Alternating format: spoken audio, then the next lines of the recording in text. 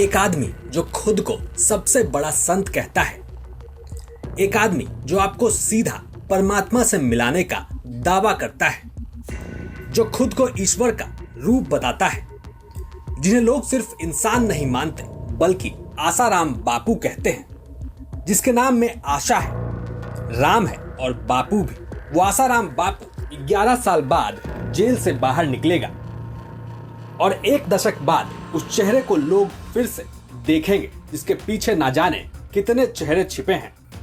वो आसाराम जो किसी के लिए देवता था और किसी के लिए राक्षस। वो आसाराम जो किसी के लिए सब कुछ था और किसी के लिए कुछ भी नहीं।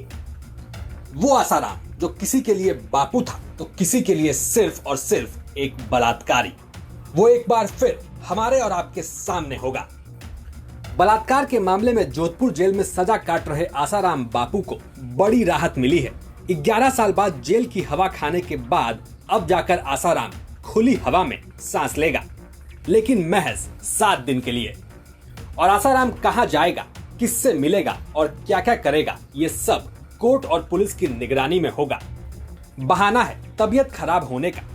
बताया गया कि आसाराम के सीने में दर्द है और अगर जल्द इलाज नहीं हुआ तो जेल में ही उसकी जान जा सकती है। 2 बार ये मांग खारिज करने के बाद जोधपुर हाईकोर्ट ने आखिरकार आसाराम को 7 दिन की पैरोल दे दी है। लेकिन वो कौन सा कांड था? आसाराम ने ऐसा क्या किया था जिसने उसे सलाखों के पीछे पहुंचा दिया?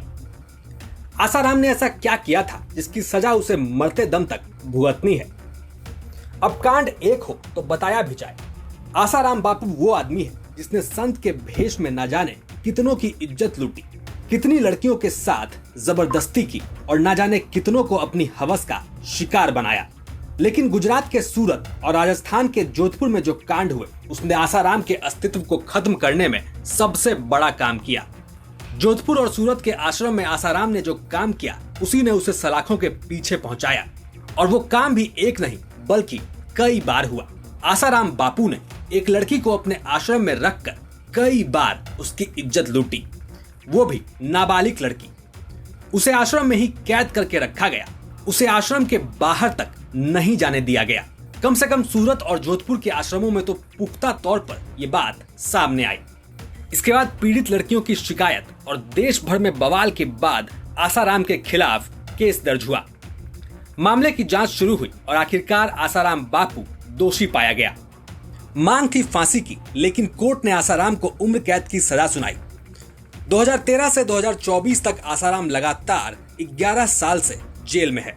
अब कोर्ट के आदेश के बाद 85 साल का आसाराम आखिरकार जेल से बाहर आएगा, लेकिन सिर्फ और सिर्फ 7 दिनों के लिए। साथ ही आसाराम अब भी खुद को बेकसूर साबित करने की लड़ाई लड़ रहा है। वो कह रहा है कि उसने किसी के साथ कुछ भी गलत नहीं किया। हालांकि ये बात अलग है कि जब तक वो खुद को बेकसूर साबित कर पाएगा उसकी बची खुची जिंदगी भी खत्म हो जाएगी।